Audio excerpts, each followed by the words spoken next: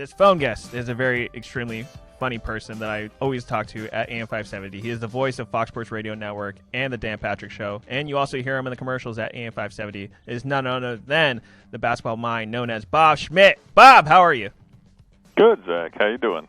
Good. Mark, Bob, Mark. Mark is not with me. But Hi, Bob. No, I'm here. I'm just. I don't want the AC to be too loud over here. That's all. No, I was just saying, Mark is not with me in person. He is also on the Comrex, but that's why we had to have you call in. And of course, since you guys don't know each other, I just want to get you acquainted.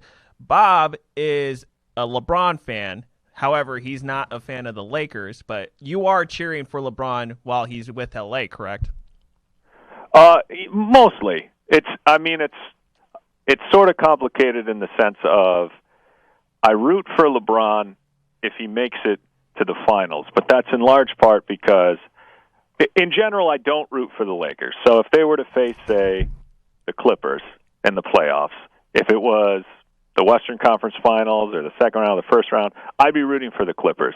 But once LeBron makes the finals, then I feel like it's less about the Lakers and it's more about his legacy, because, if he loses in the NBA Finals, it'll be thrown out there as some huge, demerit in terms of his, playoff record. So at that point, if he's that close to a Finals championship, I then root for LeBron because I root against the narrative that somehow if you don't win a title or if you don't win every title, but you go to every NBA Finals, that it's a bad thing. Yeah, so what you're saying is you're hoping the Lakers will get their 18th championship this season, right? Is that what you're saying? That's if they arrive at the finals, yes, that's what I'm saying. And then all that stuff before, we can just pretend that I'm not the Laker hater that I sort of am. Now, let me ask you this, Bob, because I don't know too many people that are. Are you the type of person that roots for players before teams, or do you have your team?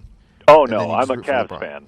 Definitely, I definitely root for teams more. But obviously, my love of LeBron is stemming almost 100% from what he did for the team that I root for. But a lot of my disdain for, I get annoyed at narratives like the one. I mean, and there's more than just LeBron could never be the greatest because he lost in a bunch of finals, and it's like I don't like that narrative specifically. I don't like the narrative that somehow going to 10 consecutive NBA finals or 9 consecutive NBA finals or 9 and 10 years or whatever it is a negative, regardless of the outcome. So I don't particularly love that narrative, and it only comes up when you arrive at the NBA Finals. So that's when I find it the most, annoying. Most of the rest of the year, it's buried in the background behind other stories like, oh, can they stay healthy, or oh, is this his body breaking down, or those types of things. So let me ask you this now, since Andre Drummond got bought out by the Cavs, he comes to the Lakers. Are you, as a fan of a mid-market team, do you find it annoying? I find it annoying, Zach. But I don't necessarily. Here's the thing: for as much as I'd like to say, it's because they're a mid-market team. The Cavs did get some. They didn't get them to the level that, like, say, the Lakers or the Celtics or whoever would, but they did get some, ring chasers when LeBron was in Cleveland. So I don't necessarily. I think what you tend to see is, good players end up on the teams that are in the big markets, so they're the most likely to be the same teams that are going to be able to reap the benefits in the buyout market. But I don't think it's impossible for a team like Milwaukee or someone else to see, you just saw it with, say, Jeff Teague, not that he's some huge difference maker, but when he gets bought out, he ends up in Milwaukee in large part because, he wants to play for a title. And same thing with, Andre Drummond and Ben McLemore, and those guys will just go where they think they can win. So, wait. How come you haven't named a net yet? I mean, it's happening more with the Nets. Oh yeah, no, it definitely is. It definitely is. That is another weird thing, is the sensitivity of the Lakers fan base and the Nets fan base, that they don't like it being pointed out that they took buyouts. But that's been the case in the NBA forever. It doesn't. I don't view it as a team specific criticism. If anything, I think it's one of those things where it's like, well, if you can stay competitive, you get this added little carrot of, you'll also be able to potentially add some talent for nothing at the, buyout deadline. No, yeah, it's kind of like companies that just are like so overpowering and so like rich and famous that they feel as if they could do whatever they want, and then as soon as they get in trouble, they're like, "What? Well, Amazon was doing it. Why not us?" Yeah. If you told me I could get a bunch of guys for free, not to mention most of those teams, they don't have anything to trade, so they just had to wait it out. And if stuff, I take more offense honestly with the way that small markets concede and buy these guys out. Like for Andre Drummond to leave Cleveland, the Cavs saved $700,000 this year to let him go and chase a championship. And it's not that really bothers me all that much in the sense that they weren't using him anyway. But what does bother me is, over a month before he was even bought out, everyone was like, well, we're not going to offer anything because, we know if we don't, the Cavs will just buy him out.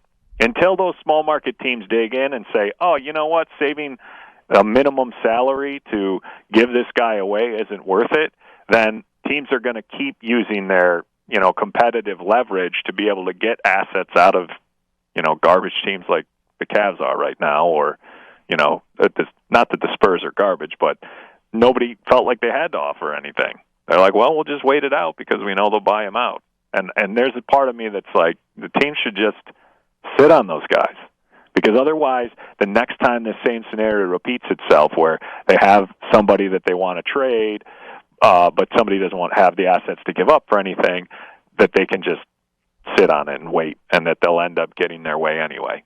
So I'm more frustrated with the Cavs. For $700,000, send Drummond home like you sent J.R. Smith home, and don't do anything with him. And then he can leave in the summer. What do you come out ahead? You don't get that $700,000 doesn't go into the fans' pockets. It's just a little bit of savings for Dan Gilbert, which to me, I think it's better to establish the reputation that, you know what, if you want assets from us, you're actually going to have to pay for them. Let me ask one more question before Mark takes it. But I mean, aren't you happy though with the young core that Cleveland has right now? Because I mean, that's interesting that they got Sexton, they got Garland, and now Allen. Like, to grab Allen. I am, but I will say this about Allen is Allen effectively cost them Kevin Porter Jr. because Taurean Prince coming over with Allen in that trade turned into a tantrum by Kevin Porter Jr., and then they just gave him away for nothing. So while I'm super excited to have Allen, and I do like their young core for the most part, I don't think they've operated, independent of screw-ups here and there. I mean, they're giving DNP CDs to Chetty Osman, who they extended for a 4-year deal just one season ago. And, so I like what they have, but it's not, there's nothing to say that those guys won't be floundering in obscurity until their rookie deals are done and then decide, oh, we want out. I think most of those guys, because you have a lot of leverage and contractual control of guys on rookie deals, I think that they'll be around for a while, but, it's kind of hard to say. It's kind of hard to say how this group will pan out. They have a lot of talent, but it's not translating into wins, that's for sure. So, Are you happy with Dan Gilbert right now still, or is that something where are you just loyal to the brand?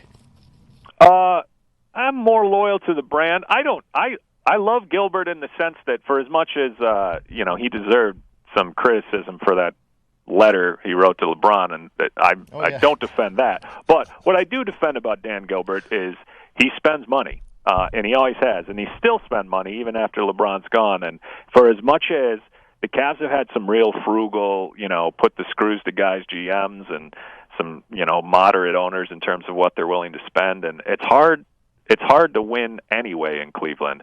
But if you're also doing things like Miami did when they got rid of Mike Miller and stuff, then those things would have absolutely sabotaged the Cavs. So as much as them winning a title was, LeBron, 95% of that, I didn't have an issue with Gilbert in terms of how he's conducted business as an owner. He spent a lot of money. The worst part of Gilbert is he won't keep a GM, and he won't empower a GM long term, and so it's constantly that position seems to just turn itself over. And obviously it turned itself over at the worst possible time, right after Kyrie wanted out, and they got rid of Griffin before he could even try to salvage that situation, and then you've got a rookie GM and Kobe Altman trying to figure out what he's going to do.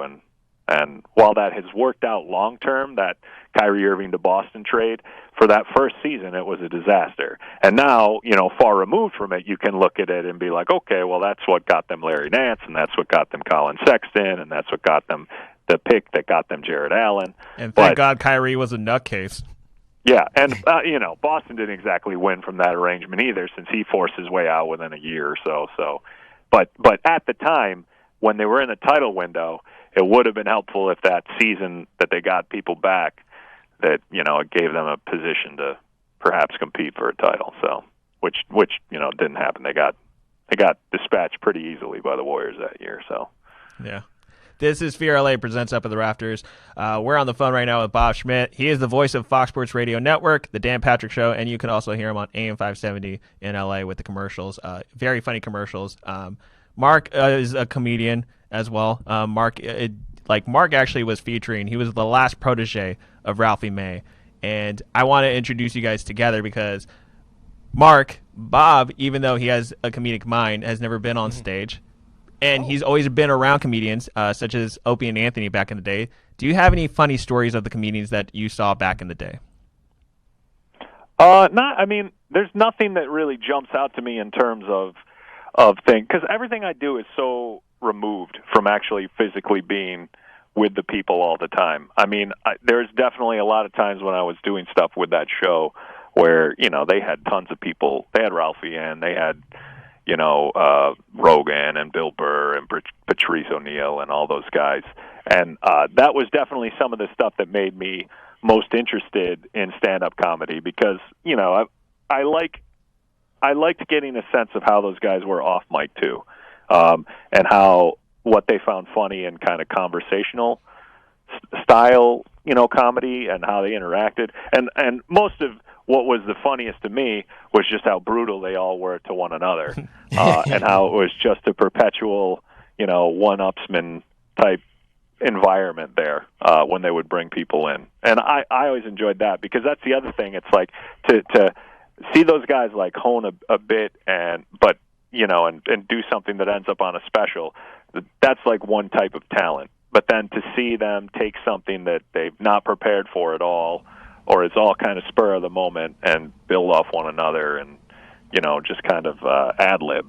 That was entirely different, but equally impressive for a lot of the guys. So, like comedy's I always tell people, when explaining like how a joke works, it's like you create something out of nothing. So it's like a magician trying to develop a magic trick. So, you could kind of say that you watched magicians create a magic trick and kind of like, have it like blossom, I guess.